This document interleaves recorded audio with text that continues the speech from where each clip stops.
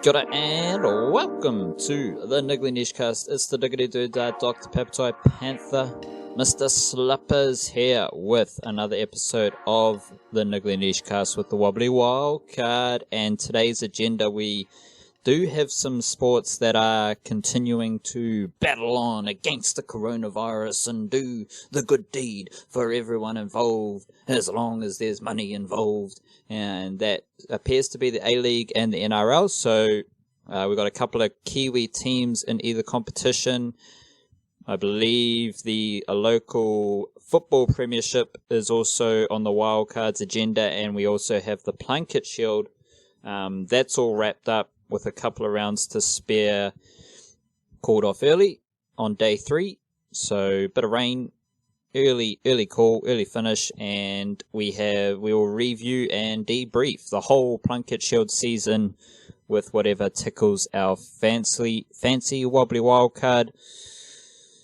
How are you? And what's the deal with the Phoenix in the A-League? How's that little situation playing out as far as you're concerned? Yeah, well, I'm doing alright, just chilling in my my self-quarantine, which is where I normally find myself during the week anyway, so nothing different over here.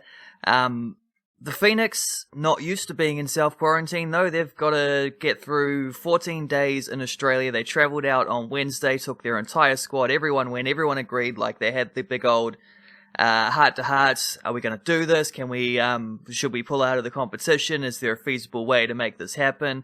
They have been playing extremely well, and they do have a young team, which is probably more open to making these kind of sacrifices, I think. Just to be fair there, and also a lot of their older guys are imports who are already living in more foreign conditions to them, and they're all footballers. They want to play. If the league is going to continue, they shouldn't have been put in the situation where they had to decide this kind of thing, which is ridiculous. But since the league was going to go ahead, they have made the tough decision. They will travel. They have travelled. Landed in Aussie on Wednesday night, which means they're now, 2 days into their 14-day quarantine. They got assurances from the FFA that they would be allowed to train as long as it's, only the travelling group that's involved, which obviously it only ever would have been. They'll find somewhere nice and isolated and secret to do that, to keep up their footballing abilities throughout this quarantine. And then at the end of the 14 days, they will be allowed to play again, and they'll have to cram in a whole bunch of games in a tiny amount of period because they're already trying to condense the league, even though the Phoenix and Melbourne Victory are both in quarantine right now. So it's absolute madness from the FFA and from the A-League and all this, but it is going ahead. The Phoenix are over there. The Phoenix are going to try, and hey, if they're going to go over there, they might as well bring back the trophy with them, right? So they got a good chance to do so. Arguably as well, a little sneaky topic. It's one of the more minor aspects of all this, but Perth Glory obviously going to be relatively heavily affected by this as well. And so one of the big weaknesses in the Phoenix's game is that the last few times they've gone to Perth, they've looked awful. Well, they were supposed to play Perth away, and I think their last game of the season, but it sounds now like that'll be rescheduled to Sydney for logistical purposes, and there's a possibility Perth might not even be allowed a home semi-final if they qualify for one, depending on how that goes. So, there's just little things that might affect the Phoenix in a positive way. I can't, it just seems like they're jumping through way too many hurdles to be able to keep this thing going. But since they are, since it is what it is, I just gonna have, we're just gonna have to go all in on hoping the Phoenix win the whole thing. And for as long as it remains, because I still just don't, I'm struggling to see how such a quickly evolving situation, and it might have even evolved even more quickly by the time, in between me saying this now and anyone being able to hear it once this podcast is published. I just don't see how they're gonna get stable enough conditions for another month or whatever they need to finish the A-League. Putting a massive asterisk on everything I've said for that reason, but yeah, all glory to the Phoenix. Here's hoping they come back with a trophy when they eventually come back. And it's just going to take one person involved in the NRL, one person involved in the A-League, players, staff, officials, whoever it is, for a logical solution to be reached about not actually playing it. And I think when we're talking about both leagues, the NRL and A-League here, they've been pretty lucky that their desperate desire to keep playing hasn't really crossed over with issues in either competition. And what's weird here, Wildcard, is I actually, like, I have a feeling that if someone, a player, a staff member, whoever it is, in either competition did get tested positive for coronavirus, COVID-19, I still have a feeling that both competitions, they would try and keep playing. It's a weird thing. I'm of the belief that if either competition does decide to play on, and then people from that point, start to test positive, both competitions are complicit in spreading the coronavirus, and they've played an active role in spreading the coronavirus, and I'm interested in like the liabilities that are involved there. So it's a weird one, because you're talking about how quickly evolving the situation is. As soon as someone tests positive, one would imagine that the evolution from there is that the competitions are stopped immediately. Like that's kind of what we're alluding to, or what I imagine you're alluding to. Like this is how it is now. In 10 minutes, someone might test positive, and it can change everything. But based on what I've seen, especially with the NRL and the A-League, they might just try to kick on. They might just try to say, oh, well, that team, you can't play for a while. And as long as everyone else is okay, we're going to keep playing. Where the common sense would be to, as soon as someone in your competition tests positive, that's when you immediately stop everything. Which is what happened in the NBA, was they had meetings and to discuss. There were reports, like Wodge and those crew were tweeting out things like the NBA is meeting, on a conference call this morning in order to discuss, logistical plans and contingency plans for what happens to moving forward with this COVID-19 situation, etc., etc. And then basically within 24 hours, they had Rudy Gobert testing positive, and immediately the entire NBA was called off, which was really like a snowball effect for everything else, because up until then it was only countries that were being directly affected, like obviously Italy had already called off, China a month earlier had postponed a lot of their sport, well, all of their sports, that kind of thing. Whereas here it was a situation where now the entire NBA is being suspended. It really, I think, made this serious and immediate to a lot of people, and you saw a heap like Premier League, Bundesliga, a lot of those European leagues that hadn't been, where previously, like, I think Real Madrid had gone into quarantine already by this point, because someone in the basketball side of the club had been found positive, so they would have had to postpone, and Arsenal obviously had already postponed a game against Man City, because the guy from Olympiacos had it, but once the NBA called off their entire league, suddenly entire leagues are following suit rather than just trying to isolate little areas. But I suspect you're right, because I saw something yesterday about just reading an article, and there was just one line that said something about the NRL is working on guidelines for self-isolating players or whatever like that, and it sounded suspiciously like they didn't say what those would be, but it's you don't say that kind of thing if you're thinking of doing what the NBA did and just calling off the whole league as soon as you get one case. You say that if you're thinking of continuing and just isolating this person and pushing them to the side. It's going to be like a survivor thing, eh? It's going to be like last team standing, who's got the fewest cases. And it's complicated now because apparently there's some kind of thing about state travel as well being affected, which I think the Warriors might have to move to New South Wales or whatever. So, madness, a whole entirely crazy situation. And a pretty distinct, because I felt like this is a bit of just a really obvious lack of leadership from NRL and A-League officials, whoever makes those decisions. But over the past couple of days, to be honest, I've moved I still believe that's true, but I've moved my sort of ultimate blame a little bit deeper, because I was watching the pre-match stuff before the what was the Thursday night game, Bulldogs and Cowboys.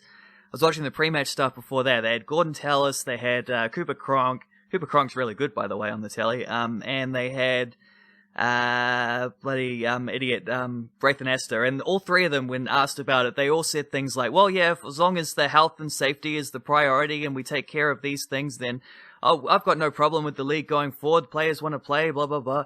And then a day earlier, I'd caught a bit of NRL 360, and they had that Muppet Paul Kent going on about these players, they've got contracts, they got to live up to the contracts. If the league continues, they can't just be pulling out. They got to do this, blah blah blah. I'm sitting there like, what is wrong with you, man? That you can talk about, like, human beings in this way, like they're just slaves all of a sudden. And then he, like, son of a bitch, like, topped it off even further by saying, well, back in the day when people were drafted to send to war, you didn't get to just say, oh, I'm not, I can't. Like, you're comparing rugby league professionals to soldiers going to war now. Like, is that what we're talking here? Is absolute insanity, like. But then I thought, like, well, what's the two different perspectives on this? One from ex-players and one from journalists. But at the same time, like, there's one overarching banner that connects them both, isn't it? Which is that they both work for Fox Sports, who are the major broadcaster, not only of the NRL, but also of the A-League. And I just can't help but feel, and it's not even suspicious, I'm pretty certain this is the thing, that there is like a gun being held to the head of both these competitions by the broadcasters, who are demanding that things, as long as things are even feasibly possible to continue, they have to continue, because, they're putting so much money into this product, and they want their exclusive TV rights to live sport, because it's the only thing going on at the moment. And yeah, it reminds me as well that Fox Sports, of course, is a few subsidiaries to get back to there, but ultimately is owned by the Murdoch family as well, who are like all-time scumbag capitalists, like spreading lies and warmongering and all these things. Think of the Fox News stuff in America, same deal. Think of the newspapers and the well, I don't need to go into all that, but yeah, rant concluded with the line that it seems to me like the broadcasters are having the biggest say in any of this, to the detriment of everyone involved, except themselves, because that's how capitalism works. To some extent, I think the broadcasters are happy to play old replays. Like, the broadcasters, I think this is what we're seeing, is that broadcasters are fine. Like, a lot of the stuff that I'm seeing, like, on Twitter, and when I do go on Twitter, because it's difficult, like, trying to stay off while you're trying to look for information and whatnot. But I think, in a more succinct way, the broadcasters, I think they're just fine. I think they might actually enjoy this, just serving up old content. Like, there's so much old content, old games, that the broadcasters can just keep churning out that content.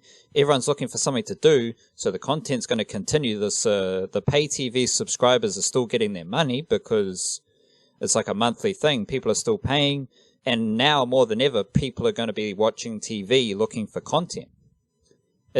So I don't think it's the broadcasters at all. I think it's the competitions. Well, which broadcasters, are you talking broadcasters in general? Because in general, I think that's true. For the most part, like, I think Sky Sports handled it pretty well in New Zealand, like Spark Sports offering free membership for this month, but wait, let me finish. I'm leaning specifically on the evil corporation of Fox. Well, yeah, but I don't think it's going to impact. Well, Fox is already, like, they lose money for, like, they've cut down their NRL coverage and stuff like that, and they've got their own issues. But it's not Fox who needs the money; it's the NRL that needs the money. It's not the broadcasters who need the money right now. It's the competitions who are so unstable and so financially volatile that if they lose the broadcasting money, that's the issue. It's not necessarily that the broadcasters lose the money. The broadcasters probably don't care. Like, they'll be trying to deal with this situation as everyone else is trying to deal with this situation. But we have two competitions here. And overall, I think, because I've seen another little headline about the NBL, they believe that they might be okay. Like, if you postpone this season, they, as we were talking about before, they've got the foundations and whatever measures in place that they can deal with something like this. Other competitions around the world, they'll be looking at ways and tapping into like emergency funds, or there was something about the NRL taking out a line of credit to be able to deal with it and so on. So you're seeing the better run organizations have methods, they've got ways of going about dealing with a pandemic. So this is at a super extreme end of the scale. It's not like a couple of little things happened and we're going to try and fix it. No, this is super extreme. This is a crisis. This is a part of, if you want to get into the Patreon podcast type of vibe, this is part of the shift in the world that is happening to shake things up and change things. This is a crisis. This is a pandemic. This is fucking huge. But what we're seeing with the A-League and NRL is we have two organizations that are quite clearly, for a long time now, have had a track record of issues. There are issues involved in the NRL. There are issues involved in the A-League, whether it's their financial sustainability, whether it's their NRL has a lot of off-field issues that I believe stem from the culture around the NRL. And the two competitions that, like, you'll know about the instabilities for the A-League better than me, but to me it feels like the two competitions that are most susceptible to a crisis like this, and don't have the foundations. They are unstable. They just have a weird way of operating. Like when you're comparing this Peter V'landys dude to someone like Adam Silver, it's no comparison. Like this Peter V'landys dude who's just taken over the ARL is a complete crazy dude. So I don't think it's a coincidence that the NRL and A-League are trying to continue, and they are also, especially in this part of the world, they are the two competitions that are the most poorly run and the most susceptible to a breakdown. So I think for them, they are so far in the shitter, they are so deep in the shitter that maybe they don't have a lot to lose right now. Like they're so far in the shitter that they can hold on to this, like, we're gonna fight through it, we're gonna keep trying, because they are already in the worst case scenario. Like things can't really get worse for them. Like I don't see how things could get worse for the NRL other than being liable to the widespread the spreading of the virus and complicit in that, and which would be a huge like PR disaster. But even then, hey, at least they didn't lose the hundreds of millions of dollars that is all they have. Like they don't have anything else. There's nothing else in the NRL propping it up. Like, so I think it's the competitions who are the ones that are they're at the, yeah, I think it's the competitions, not necessarily the broadcasters. Like there's just so much content for the broadcasters, and it's definitely a case of the two organizations who are terribly run and consistently cause issue or have issues. Those are the two competitions that are still trying to keep going, and I think that's for an obvious reason. Yeah, I mean, I can't argue with any of that, specifically not the last point. Yeah, you raise an interesting perspective on that, because, like, I mean, ultimately, like, I still have to feel that I'm still convinced that that Fox Sports are saying, like, we want you to continue or else we will withdraw this money.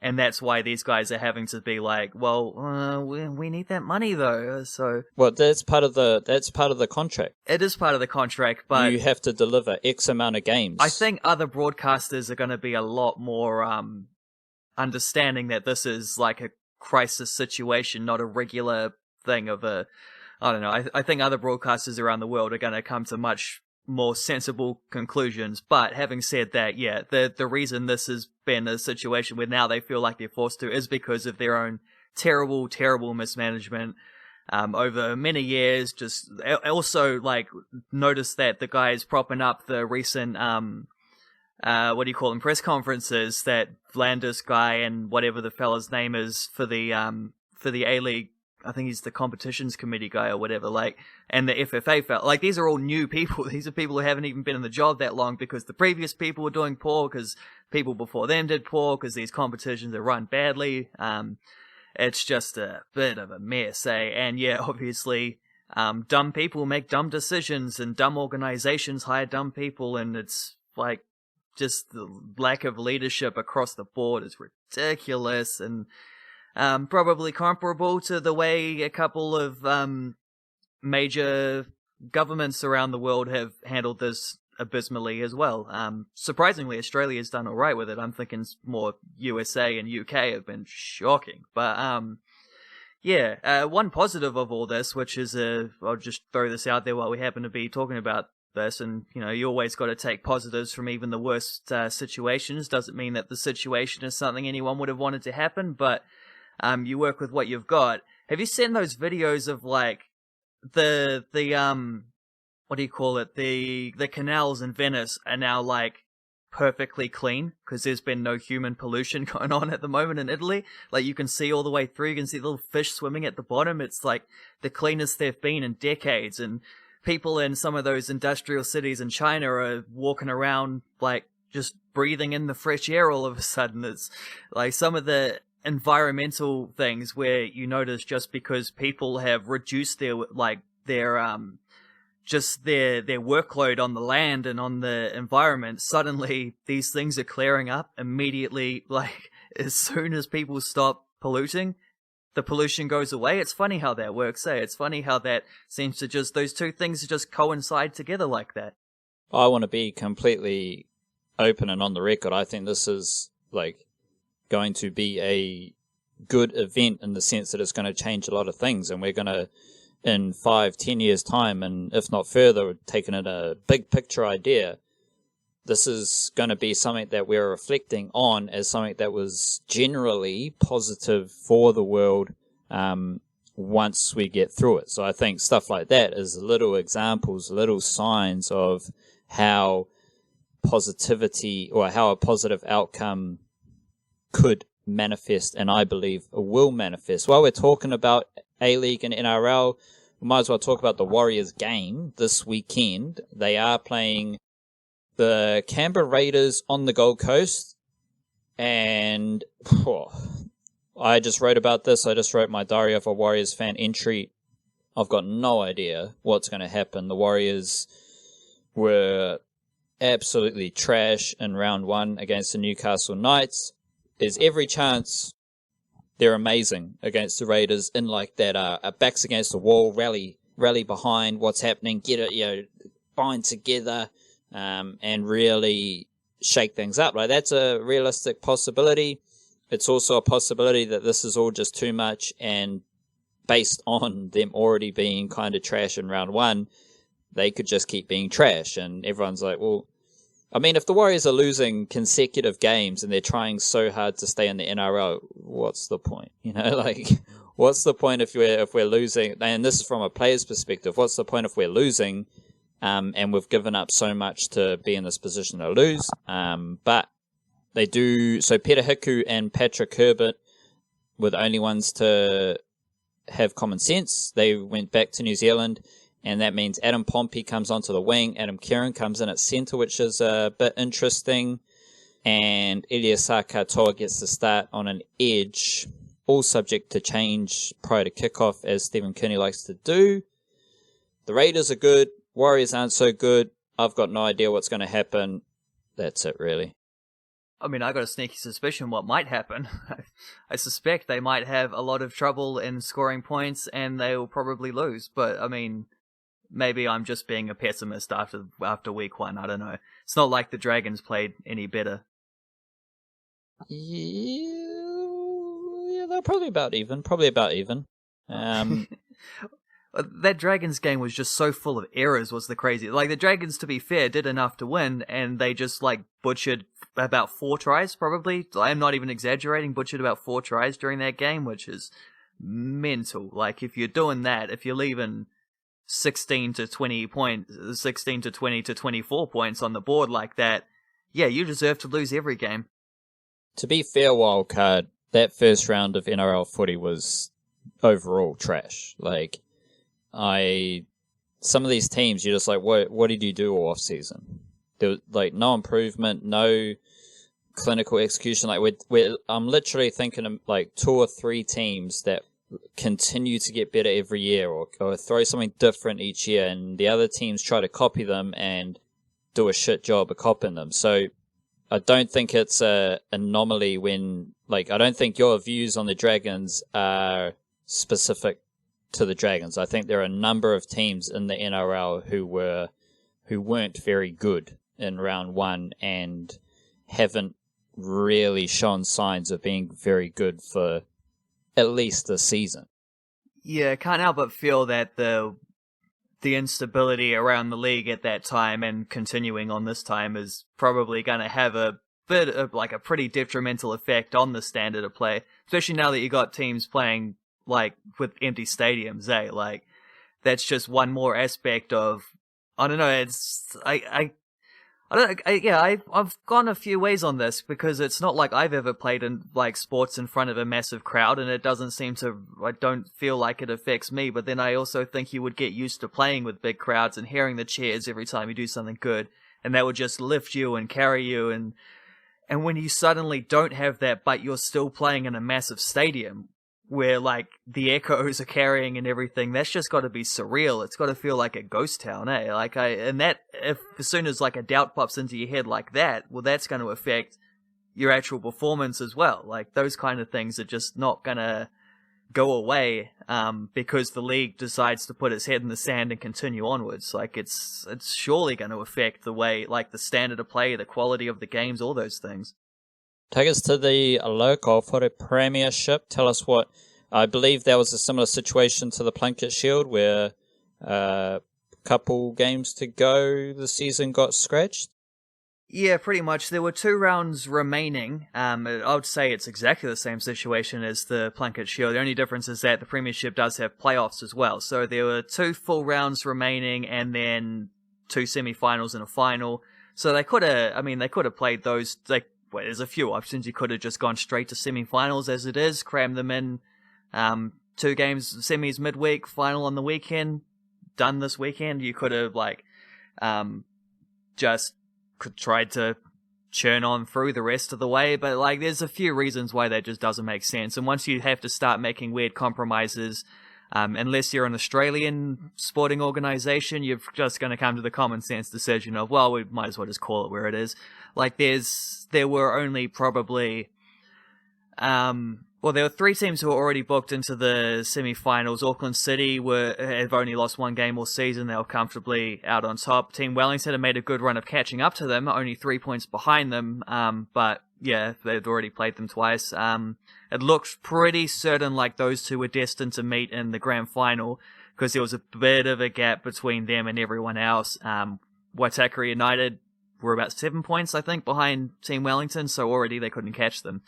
But they were booked into the semis themselves, couldn't finish lower than 4th, and then Eastern Suburbs were sitting 4th, but still like teams like Tasman, Hamilton, and I think Southern, although Southern's fixtures were pretty ruthless, so they weren't going to do it, but those teams could still have caught them. But that also means that you had like Canterbury, the Wellington Phoenix reserves, Hawke's Bay, nothing to play for those guys. So at that point, especially when you're Canterbury, who had 2 away games left, like why would Canterbury possibly be travelling to play, I think it was Tasman and Hamilton in their last 2 games, so 2 teams that would have heavily affected the top 4 outcome. Like, why would Canterbury want to play? They had every right to just default the rest of the way. They could have done that a few days ago. So like, once you get complications like that, whatever, scrap it. Sorted as it is, and it helps immensely that there were 2 teams that were just, comfortably above the rest of the crowd. So Auckland City have been crowned champions. Fair enough, they've been the best team from week 1 through to week 16, or whatever we're up to. I think it was 18 weeks, but 16 games. Then Team Wellington have been given the 2nd Champions League spot. So, and again, no arguments there. Team Wellington, but bummed probably they didn't get a chance to beat Auckland City in a knockout game. They did do that last year, where Auckland City were undefeated and then lost a home semi-final to Team Wellington. They drew both times they played this season, but yeah, I mean, no one's really complaining. Everyone understands the situation as is. So Auckland City, deserved champions, like they honestly were. They were the best team from start to finish. They've got the best squad full of the best players. Top goal scorer Maya Bevan, 15 goals, 4 clear of anyone else in the competition. The strongest midfielder, I think Adam Mitchell's been the best defender in the competition. They were just the best team, and they deservedly end up as champions. So fair enough. It is what it is. It's one of those sayings that's probably going to get a lot of repeating during these uncertain times. But can't argue with the decision made by New Zealand Football, and can't argue either with the secondary decision to award the Premiership and the Championship to Auckland City, and the second Champions League qualification spot to Team Wellington. It's all pretty much as it should be. And who was your big Donny players of the tournament? Maybe in order. 1, 2, 3.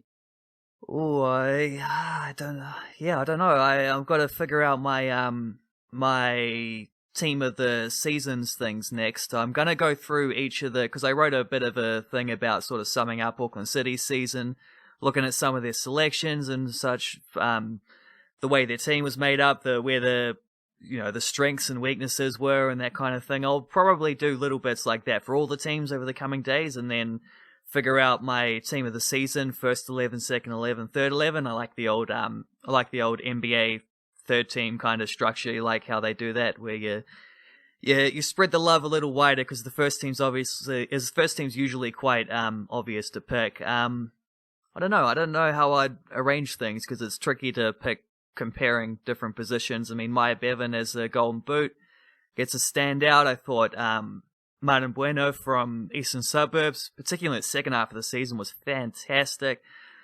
There was a few teams that had good strikers. Dane Schnell for Waitakere, playing as a number 10, was the tied second top scorer. He scored 11 goals playing as an attacking midfielder. Was fantastic.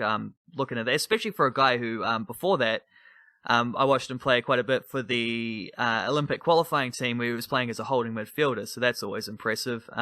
Most of the top players probably come from Auckland City, because that's just the nature of Auckland City. That you look at the guys in their squad, you've got heaps of guys who just were ex-pros. Bevan is one of them, Mitchell is another one of them, Tom Doyle, Emiliano Tade, Clayton Lewis, Cam Howison, Andrew Blake. There's a lot. They're the team that those guys, when they don't quite make it, or they need that intermediary step between going back to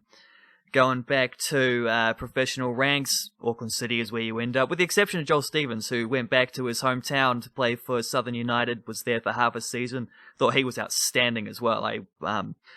Impressed by his efforts. As far as I know, he was going back to Sweden. I haven't heard anything of him recently. There's a few. Fox Slopemaker from Tasman, I thought, was fantastic.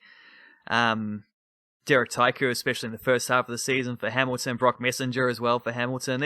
I'll go through it in more detail so I don't miss out people when I do my teams of the season. But yeah, lots of impressive players. A lot of young guys as well. I think of someone like Jesse Randall, who played almost every game. He's 17 years old at the Under-17 World Cup last year. Probably 4 or 5 or 6 players from that Under-17 World Cup got game time during this Premiership season, so a little bit for everyone, I think. Same question, different sport. Who are, other than Devon Conway, who was the only player to score over 500 runs in the Plunket Shield this summer, and he scored 700 runs. Other than Devon Conway, easy selection. Leading run scorer in the Plunket Shield, leading run scorer in the Ford Trophy, leading run scorer in the Super Smash. Who is your favourite domestic cricketer of the Plunket Shield summer? If you want to extrapolate that out to the other formats as well, Honkadori.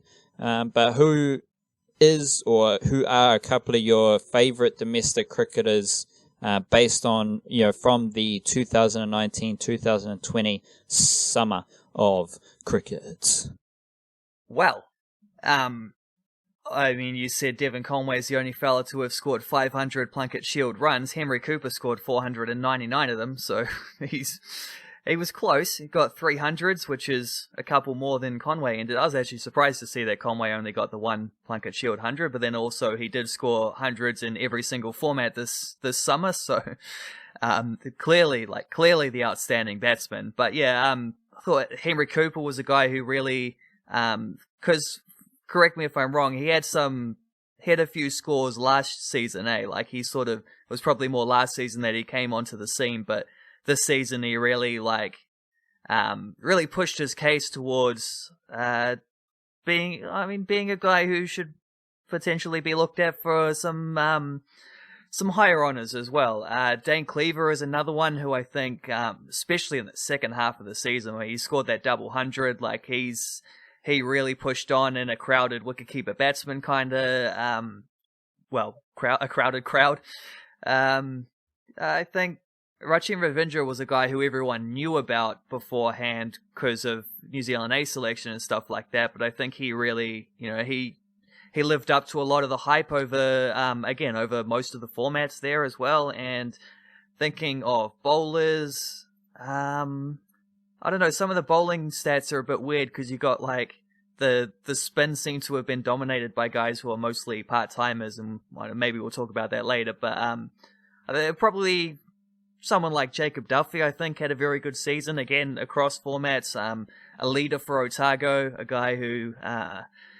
guy who's just been around a lot longer.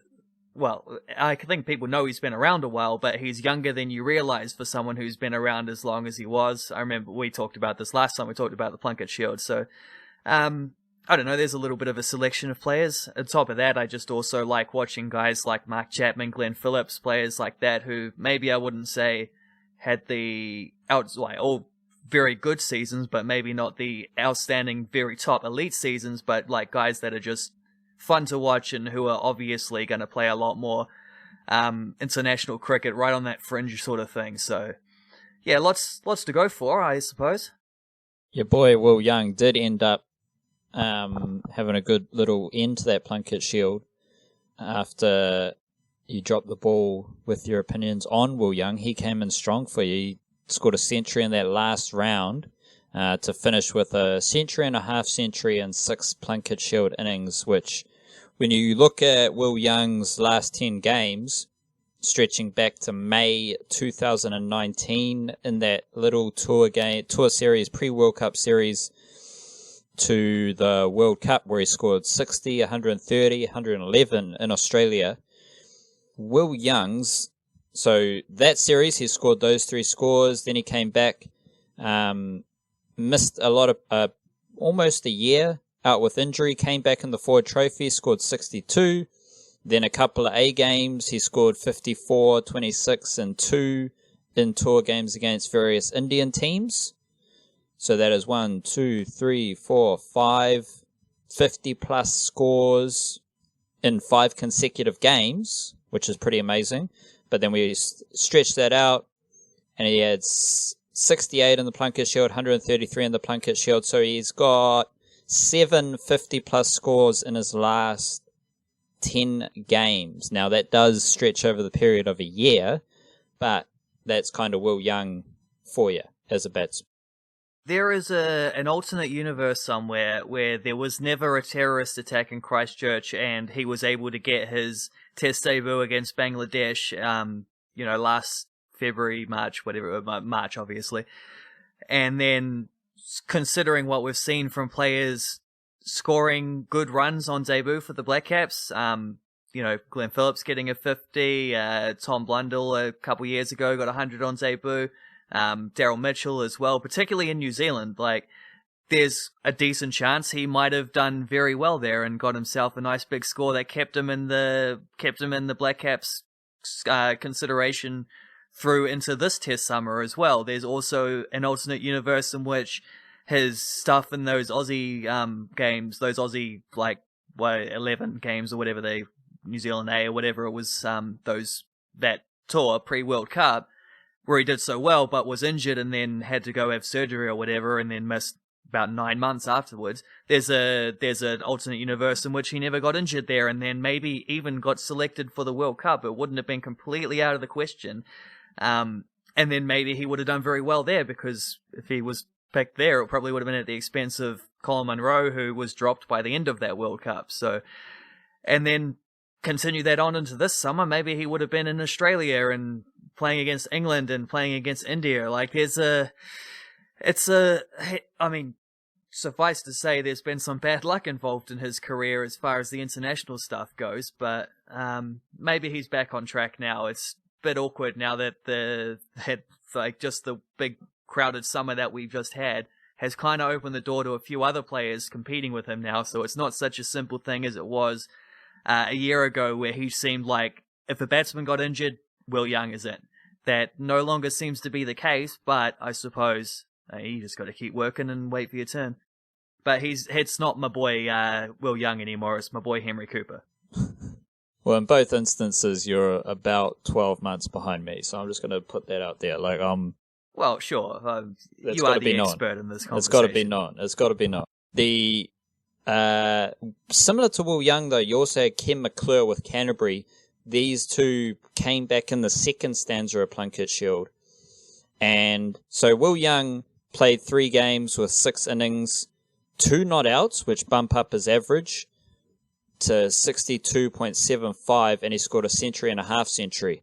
Ken McClure, 3 games, 5 innings, no not outs, average is 62, and that came via 1 century and 2 half centuries. So Ken McClure is another one who was showing very promising signs for the last, at different periods of the last 5 years, had some off-field and injury issues, but has come back into the Plunket Shield in 2020 and put up some big numbers. Like, his averages are on par with Mark Chapman's average of 61, and that's come via no not outs, which is also important because a lot of these dudes averaging over 50 do so via not outs. Ken McClure, no not outs, still averaging 62. So just someone to keep an eye on moving forward. Who do you think, who in your opinion, Wildcard, is the best spinner in Aotearoa right now? Just like your feel for the spin situation, who do you think is the best spinner in Aotearoa? I would say white ball, Mitchell Santner; red ball, Ajaz Patel. That's fair enough. What an interesting thought there is. I think Ajaz Patel had a pretty good super smash, and not so good in the Ford Trophy, I believe, off the top of my head, but there's no reason to believe that Ajaz Patel couldn't develop into an all-format spinner if certain things eventuated, like a certain trajectories played out in his favour. Ajaz Patel was very good in the Plunket Shield once again, 14 wickets at an average of 26, which wasn't... I think he was ranked a bit further down just in terms of wickets, 13 wickets, but he was still third. It depends if you factor in Malcolm Knopfel, who has apparently returned to South Africa mid-season. But Ajaz Patel, for those who were just paying attention to the Black Caps and saw Ajaz Patel come back into the Black Caps test squad, he is still doing very good stuff in the Plunket Shield. And I'm going to say here, Wildcard, the most interesting and my most fascinating domestic performer in the Plunket Shield, bat and ball, is Lewis Delport. Because you look at what Lewis Delport has done for Auckland Aces, left arm spinner, quite similar to Ajaz Patel. He took 17 wickets at average of 24.11, coming in, again, only 3 games in the second stanza. He is someone who, I believe, he played first-class cricket in South Africa, toured the world a bit, is doing the old player-coach kind of stuff, club pro stuff that is very common in cricket. And he ended up, I think, with East Coast Bays in the Auckland competition and has then worked his way into the Aces setup. He's 32 years old, so he's been around a bit. And just on, given that old Louis Delport is another Kiwi African in the domestic scene, I've seen these teams drop everyone loves to do the old players born in South Africa and include the likes of Neil Wagner, BJ Watling, Colin de Grandhomme, Colin Munro, those sorts of characters in the Black Caps. I did my Plunket Shield All-Stars, which featured Devon Conway, so that's one Kiwi African. You got Brad Schmullian and Willem Luddick, which are 2 and 3 Kiwi Africans. Lewis Delport, 4 Kiwi Africans. And then in my wider squad, I included Michael Rippon, so that's 5 Kiwi Africans. I think I named a team of like 9 or 10 Kiwi Africans, not including any Black Caps. So for anyone interested in how South African and Zimbabwean imports are going in Kiwi cricket, better than ever for sure. Lewis Delport, the thing here, Wildcard, is we got to take in the whole picture here, because you got Will Somerville, who right. I think he had a season-ending injury during the Super Smash or the Ford Trophy. I think it was the Ford Trophy, and that presented Lewis Delport with his opportunity with the Aces, and he finished as the leading wicket taker for all spinners, despite playing just 3 games.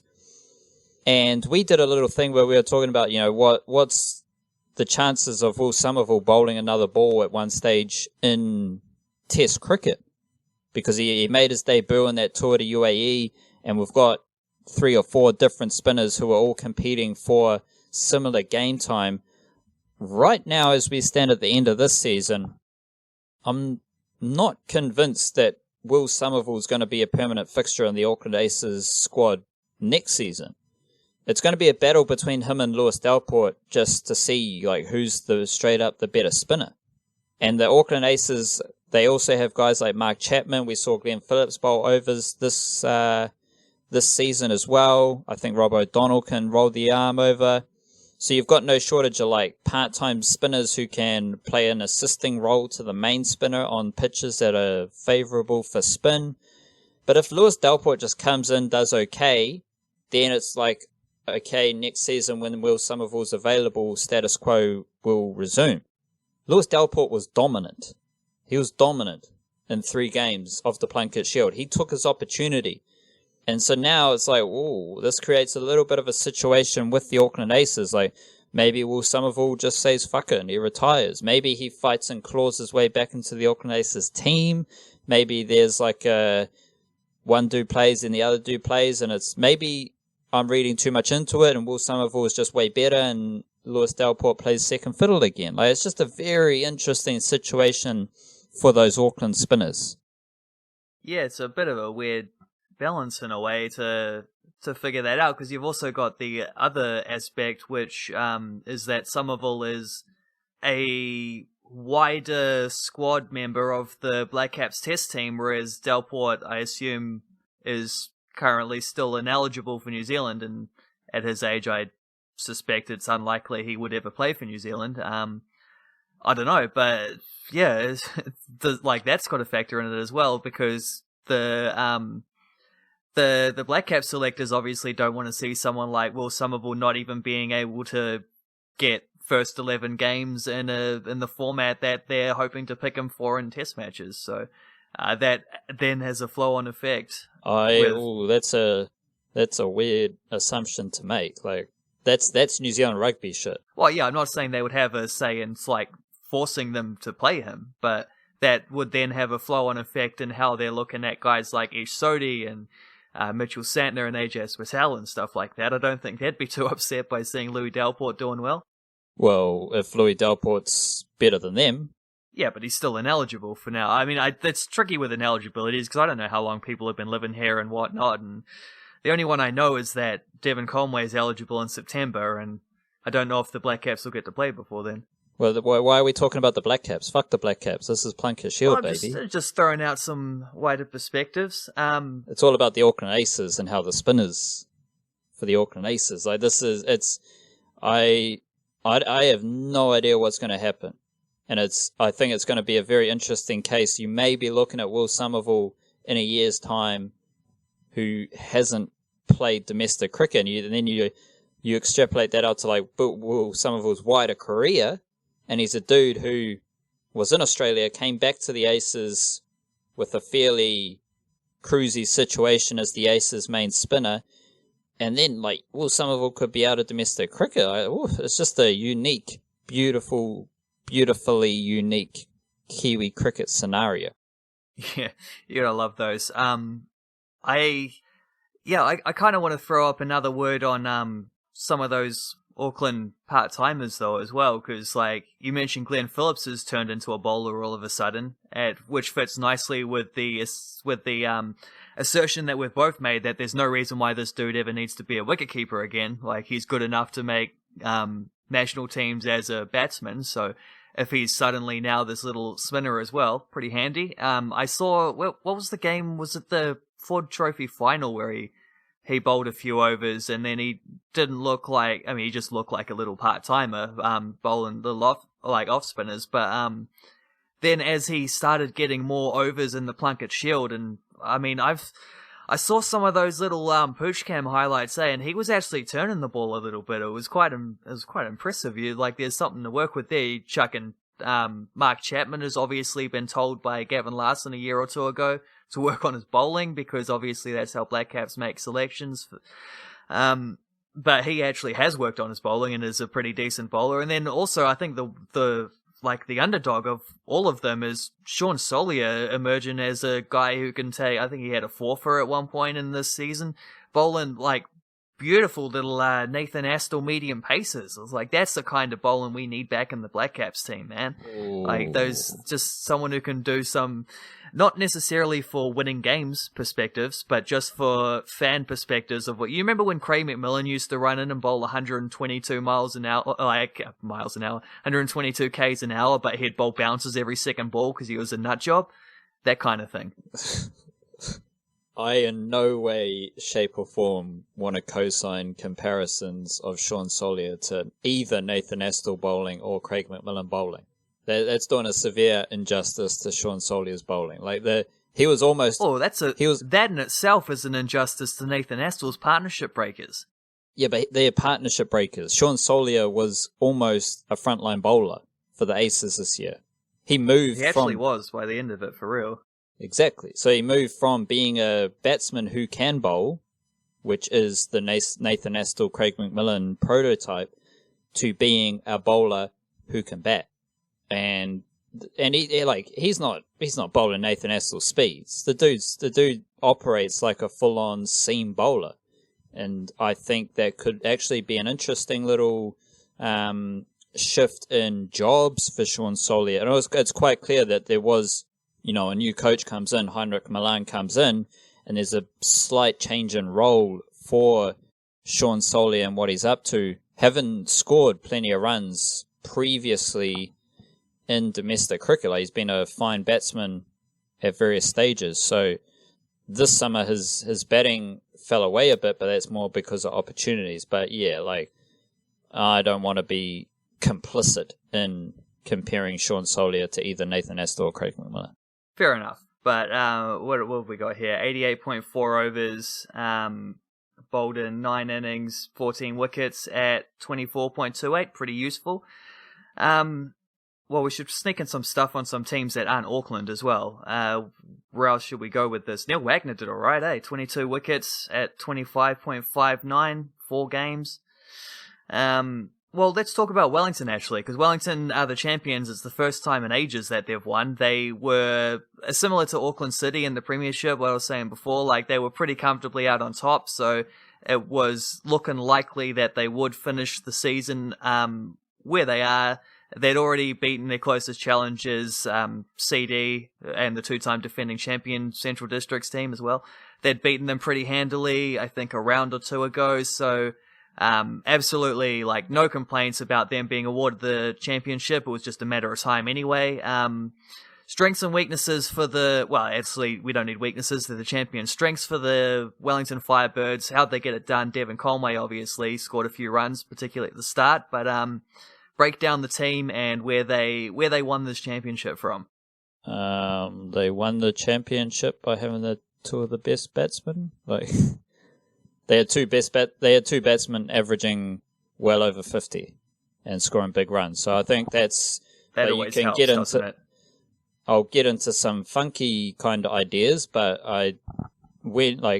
there aren't too many teams who have that kind of double, especially in the opening, in the first three batsmen. But there are notable contributors like Logan Van Beek doing well with the ball, but there wasn't much support for Logan Van Beek. It was more like a case of other bowlers just consistently chipping in. But there was one dude who we didn't see much of. Ben Sears only bowled 78 overs, but he averaged 18.57 with 14 wickets, and that is there's the kind of frontline status. There's the Wellington Firebirds won the Plunket Shield by two good batsmen, very good batsmen, and then the Logan Van Beek bowling, Michael Bracewell turning into a spin bowler.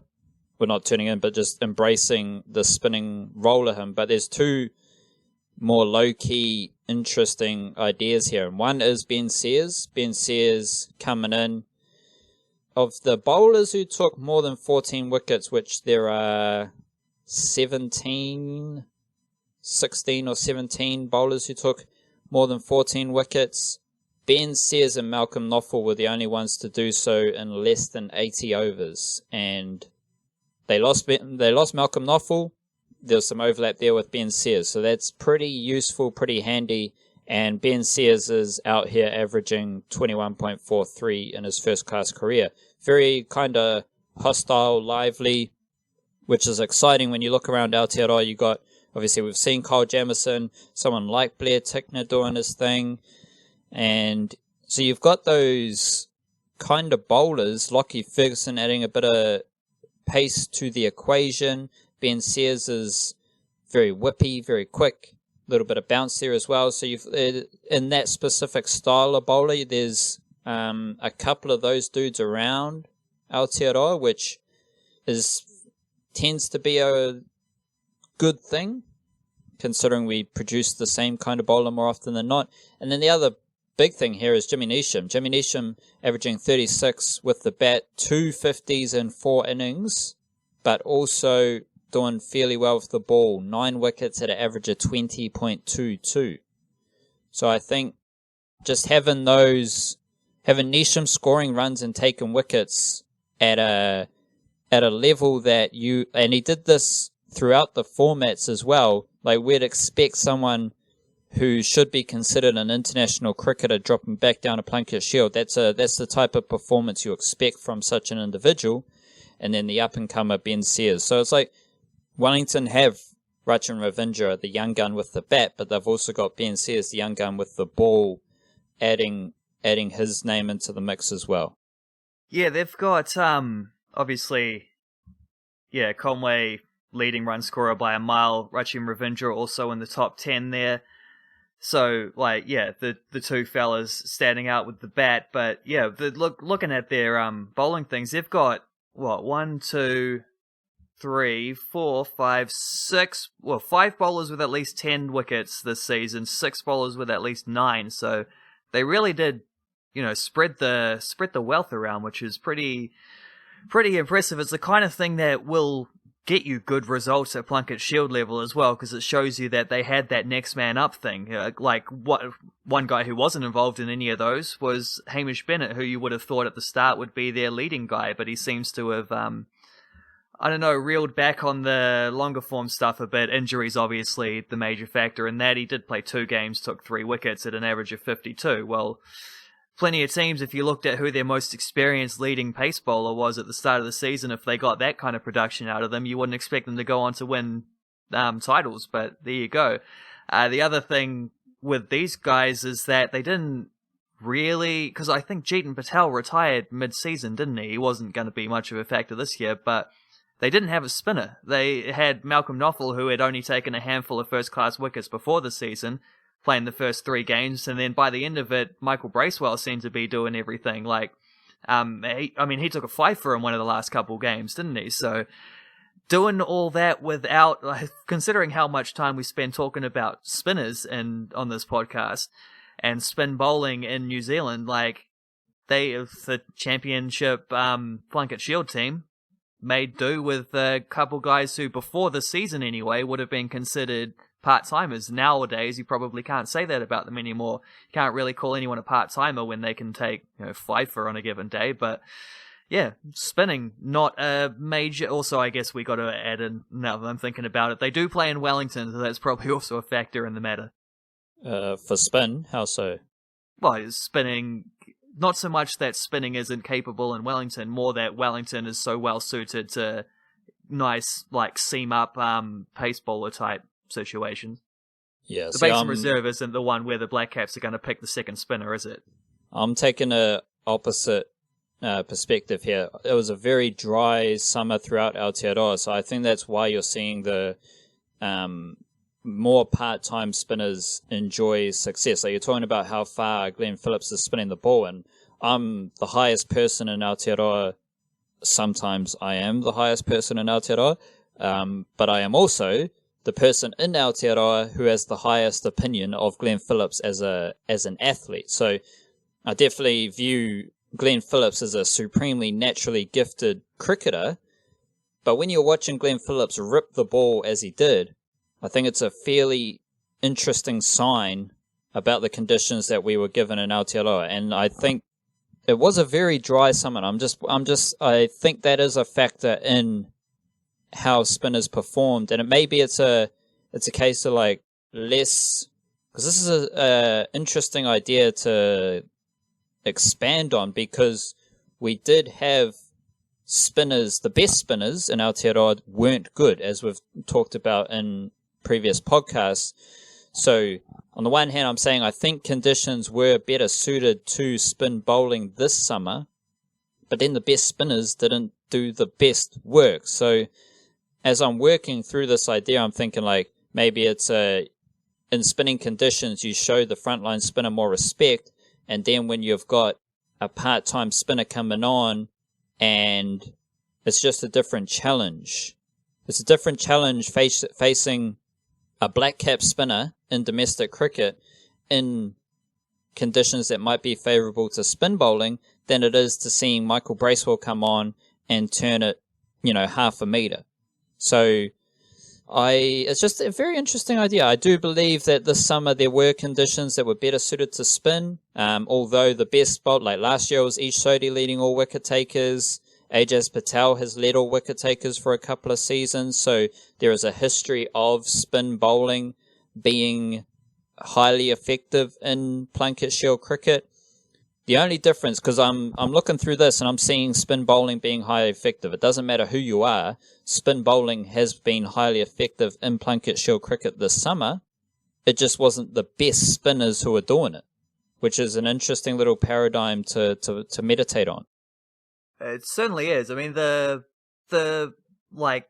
dry summer, that conditional aspect to that, 100%, that's got to be true. But I don't know as to why the top spin, Ish Sodhi was averaging something down there around 80s, wasn't he? And Mitchell Santner somewhere in the 50s. I don't know. I just can't figure that out. I don't know.